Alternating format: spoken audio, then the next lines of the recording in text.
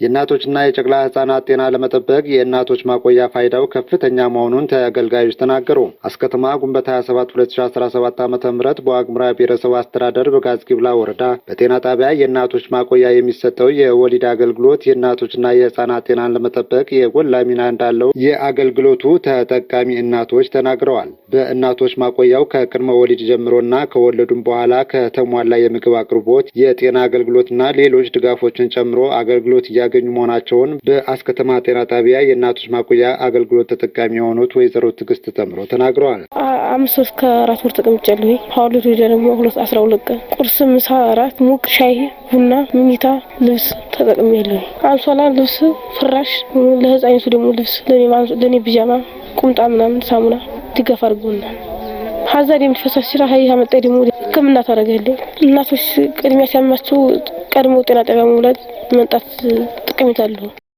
በጤና ተቋሙ የእናቶች ማቆያ አግኝተን ያነጋገርናቸውና የልጅ ልጃቸውን ማየት የቻሉት ወይዘሮ ካሱ ገና በበኩላቸው በማቆያው በሕክምና ባለሙያዎች እየተደረገላቸው ባለው እንክብካቤ መደሰታቸውን ገልጸው ከዚህ ቀደም በወሊድ ወቅት ሲያጋጥም የነበረውን የእናቶች ሞትና እንግልት ያስቀረ መሆኑንም ገልጸዋል። የመጣ 3 ሳምንት ሆኗታል። ከመጣችም ወዲያው እንደገባችው ሁኔታ ሳሙናም መተጣጠቢያ ምናምን ሰጥተዋታል። አሁንም እንክብካቤው ፍጋ ነው። በሰላም አስወልደው አሳምረው ሰጥተውኛል። ምግብ ዞሮ ያው ሶስት ጊዜ በቀን ይሰጧታል። አልጋ መኝታ ሰጥተዋታል። ብርድ ልብስ ሰጥተዋታል። ገጠር አንደኛ በደም ጥቃት ይመጣል፣ ሁለተኛ መኝታው ቀለው በአይነት አይገኝም። መንግስት ግን ባለበት ሁኔታ ግዲያፉ ከደም ይከላከላል፣ በሕክምና ይታገላል። ጥቅሙ ብዙ ነገር በሕክምና ይበላል። የእናቶች ምግብ አብሳይ ነኝ። ጠዋት ያው ለወላዶች ፍርፍር እንሰጣለን። ሀይ ሲቀመጡ መጀመሪያ መኮረኒ እንሰራለን። ከዛ ደግሞ ፓስታ በተለያየ ነገር፣ ከሰዓት ሽሮ፣ ማታ ክክ እያደረግን ከዛ ደግሞ ወላዶች ምናምን ሲመጡ ሾርባ እንሰራለን፣ መቆ እንሰራለን፣ ቡና እንሰጣለን። ከዛ ደግሞ የሰው የሌላቸው ካለ ከዛ ወልደው ሰው አጋጣሚ ከሌላቸው ከዚህ መጥተው 1 ወር ምናምን ቆይተው ይሄዳሉ። ከዛም በላይ እንደ ደግሞ እዛ ሁኔታቸው እንደሞ አይተን 12 ቀን 15 ቀን ተቀምጠው ይሄዳሉ። ሳሙና ያሰጣሉ። ከዚህ ሲቀመጡ ንጽህናቸውን በተረድሳቸውን ያጥባሉ። ከዚህ መስ ሲመጡ ግን ንጽህናቸውን ይጠብቃሉ።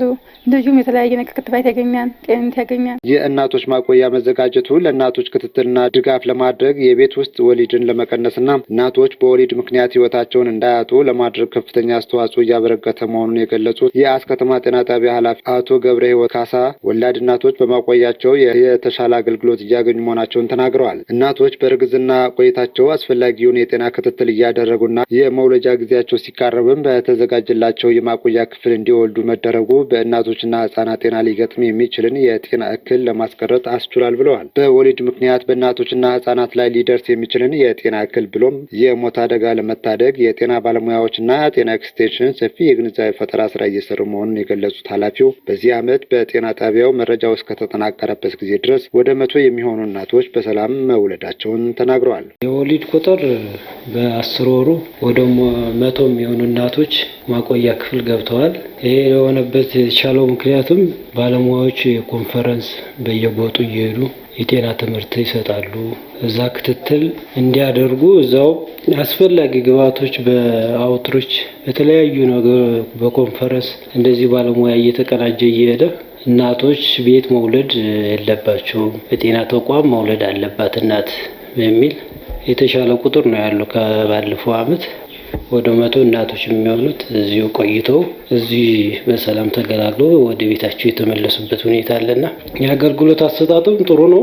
አጋር ድርጅቶችም እየረዱን ነው። ሴቭ ዘ ችልድረን ባለፈው እንደዚሁ ግብዓት ለእናቶች ለኤስሲሲ ያመጣልን አለና ኬር ኢትዮጵያ እንደዚሁ ሌሎች አጋር ድርጅቶች በተጨማሪ ማህበረሰቡ ተሳትፎ እያደረግን ለእናቶች ማቆያ የሚዋጣልና በህልም በገንዘብ በዛ አክቲቪቲ እንትን አድርገን የተሻለ እናቶች መጥተው ማቆያ ክላስ ላይ እንደ ቤታቸው አገልግሎቱ ጥሩ እንደ ቤት አስበው የተሻለ አገልግሎት እንዲያገኙ እያደረግን ነው። ከአመጋገብም ከንጽህናቸው አጠባበቅም የተለያየ እዚህ እናት ስትመጣ ማቆያ ክላስ እንትን ስትል የምግብ ኒውትሪሽን ጋር ንጽህና የሃይጂን ጋር የተለያዩ እንትኖች የጤና ትምህርት ያገኛሉ። የሚያገኙትም በዛው ባለው በሚድዋይፍ ባለሙያ በአዋላጅ ባለሙያ እየገባ ቀን ለቀን የሚሞላ የቫይታል ሳይል የሚባል አለ። የጤንነታቸው ክትትል የንጽህናቸው ፕሮግራም እየወጣ የጤና ትምህርት ይሰጣቸዋል። ከ9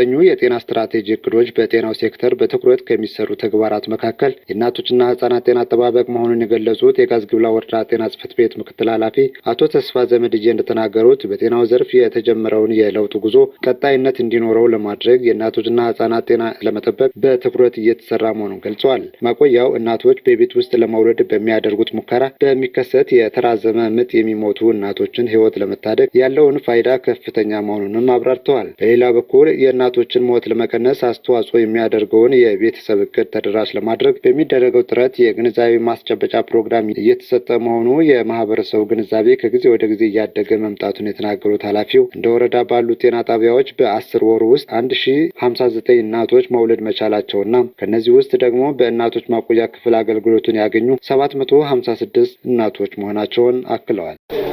እንግዲህ እንደሚታወቀው የእናቶችና ህጻናት ጤና ከ9 ስትራቴጂክ ግቦች የጤና ስትራቴጂክ ግብ የምንላቸው 9 ናቸው። ከ9 የመጀመሪያው የእናቶች የህፃናት እናቶችና አፍላ ወጣቶች ጤናና ስርዓተ ምግብን የሚያጠቃልል ነው። ለዚህ እንደ ጤናው ሴክተር በትኩረት ከሚሰሩ የመጀመሪያ ፒላር ውስጥ የሚካተት ነው።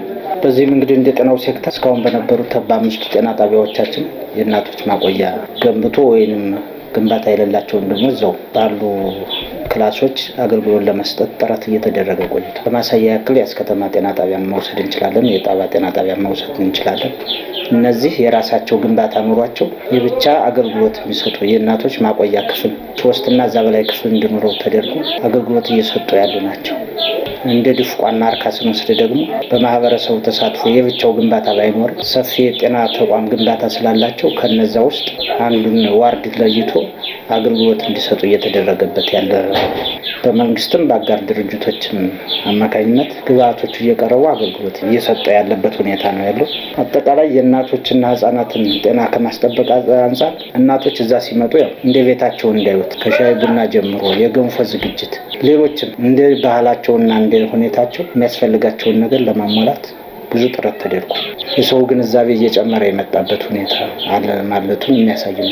18 የጤና ኤክስቴንሽን ፓኬጆች በእያንዳንዱ ግለሰብ ቤት በእያንዳንዱ የትምህርት አይነቶች እየተሰጠ መሆኑን የሚያሳይ ነው። ጤና ጣቢያው ሌላውን አገልግሎት ስለሚሰራ እናቶች፣ ህጻናት ለጤና ጣቢያ ተደራሽ ያልሆኑ እናቶች፣ የነፍሰ ጡር ክትትል የማያደርጉ እናቶችን በቤት ለቤት ጉብኝት ኢዲዲያቸውን ወይንም የመውለጃ ጊዜያቸውን ካልኩሌት በማድረግ ለአገልግሎቱ ምቹ ሁኔታ እንዲፈጥርና ወደ ተቋሙ እንዲመጡ የማድረግ አገልግሎቱን እየሰጡ ስለሆነ ያው የማህበረሰቡ ንቃተ ህሊናም በዚህ እየጨመረ መሆኑን መውሰድ ይቻላል። ሌላው የአምቡላንስ አገልግሎት እያገለገልን ያለ ነው። አስከተማ ማዕከል በሚባል ደረጃ ነው ያለ። 3ቱም አምቡላንሶች ጤና ተቋሙ ላይ እያደሩ አንዲት እናት እዛው አገልግሎት ማግኘት ስትፈልግ መደወል ሳያስፈልግ እዛው ያለ የጤና ባለሙያ ራሱ የለየውን የሕክምና አገልግሎት ወደ ተሻለ አገልግሎት ትሄድ ብሎ ሲወስን እዛው የማዘዝና የአገልግሎቱን የመስጠት ለዚህም አስተዳደር ምክር ቤቱን ያው ታንኪው ማለት እንፈልጋለን።